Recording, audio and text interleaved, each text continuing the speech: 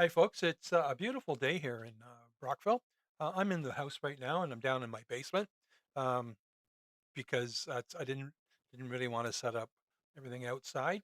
A lot of traffic on my road, so I didn't want that coming through as well. Anyway, let's get started. You're listening right now to Peter talks about stuff. I haven't come up with a different name yet, but you know, but what's my stuff? Well, I talk about traveling, I talk about theater, and I talk about food. Sometimes more than others. Sometimes I'll really go on about theater. Other times it's about food. Today I'm going to rant a little bit more about travel. I've been able to and been very fortunate to have been able to travel to a lot of really cool places all over the world. But you know what? I love my country, and I've been very fortunate to also have been able to travel to both coasts. I've been to the East Coast several times, and I've been to the West Coast several times. I've never, it's just the differences in the two are so remarkable. And I've been to Toronto, and I've been to Montreal, and I've been to Ottawa. And obviously, Ontario tends to be, especially Toronto and Montreal, or Toronto and Ottawa, and even Montreal and Quebec, I've are more a little bit more fast paced, especially Toronto. Uh, but when you get out to Vancouver, Vancouver's very fast paced as well. Victoria's a little slower. Obviously, the East Coast, especially PEI. I've got a story to tell you about PEI, but I'll leave that for another time. So let's get started. So the last time I was out there, second last time I was out there, I went out for my niece's wedding. I'm going to talk a little bit about her wedding at the end, but I just want to talk about the trip.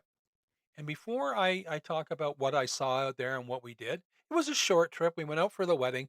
I think we weren't even there quite a week, maybe a week, 7 days. I don't think it was any longer than 7 days. It might have only been six, but that's okay. But when you go to a wedding, you want to stay out of the way. You don't want to be in their way because they've got all kinds of wedding plans. I mean, yes, we did some family stuff together. Obviously, there's a night before the wedding, all that kind of thing. Like where what's that called? The rehearsal party and stuff like that. Well, we were at that. And I did obviously spend some time with my brother, but he was involved in getting his daughter married, and I didn't want to intrude. So he actually stayed with my aunt and uncle, um, which is a little bit further away from where my brother lived, and which is okay. My brother gave me one of his cars, and I was able to get around quite well. Anyhow, just talk about before we get going there. I just want to talk about the Rocky Mountains because the Rocky Mountains are incredible. Now, I've driven over or flown. I've never driven over any mountains.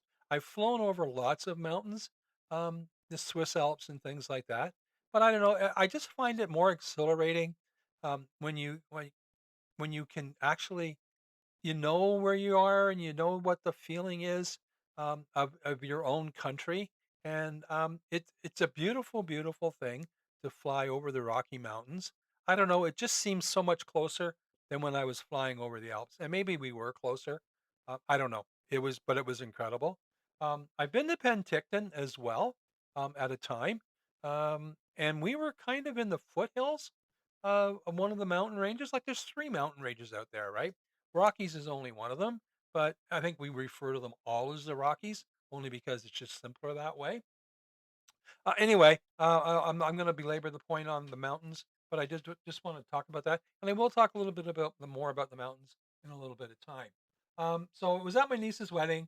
We stayed at my aunt and uncle's house, um, and so we had a little time to do some touring around.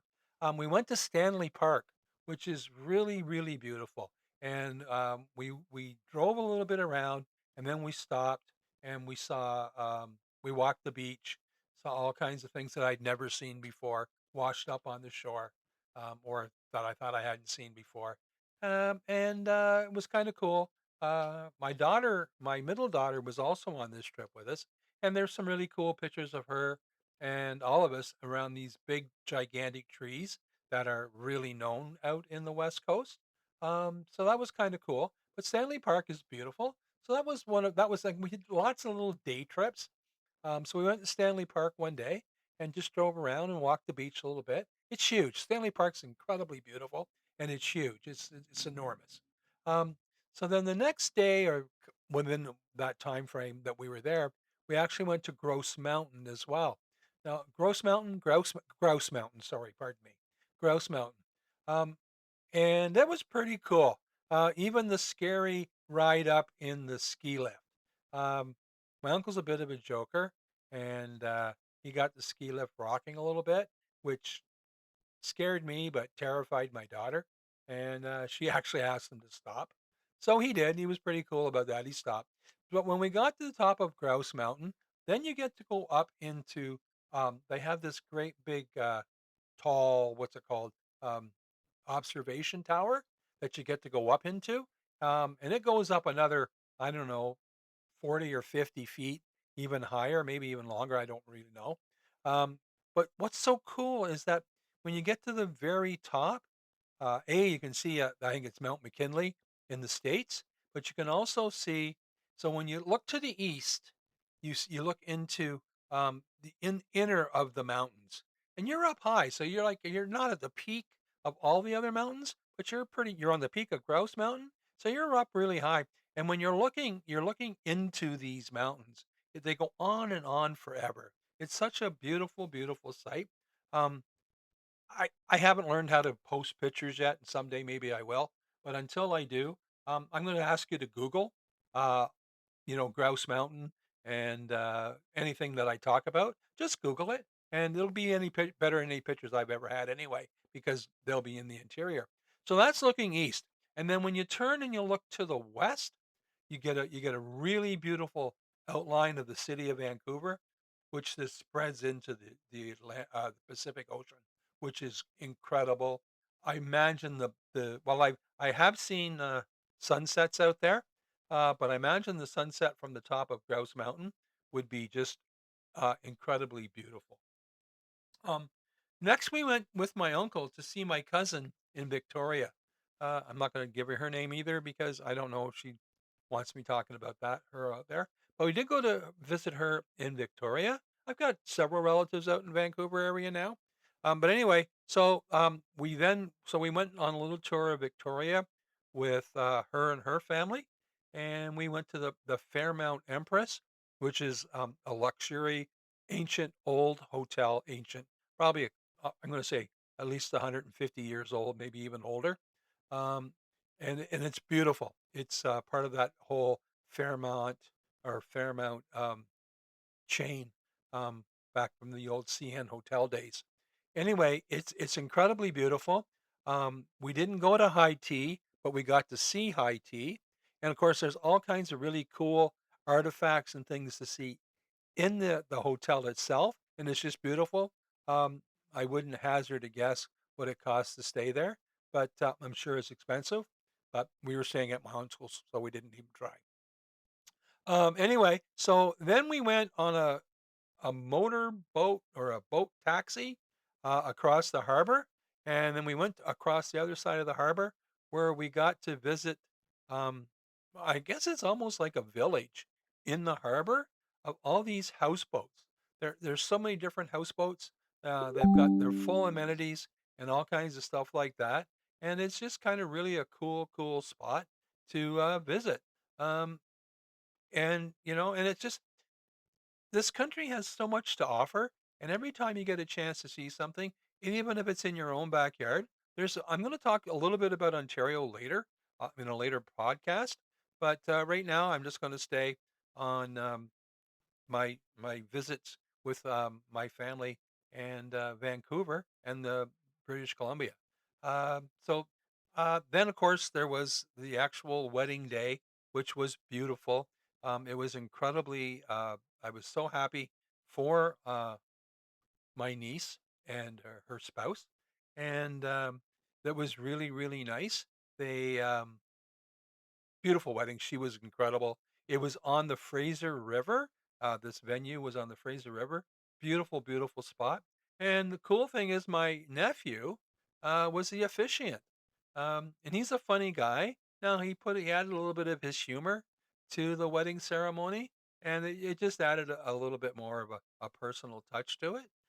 So that was really kind of cool as well. And of course, then we danced and had a couple of beers and went home back to my uncle's house.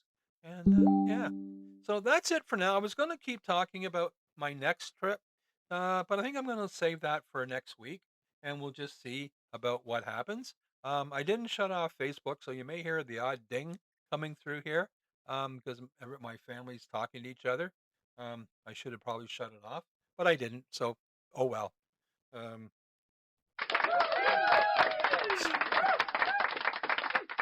So anyway, I'm going to move on to food now.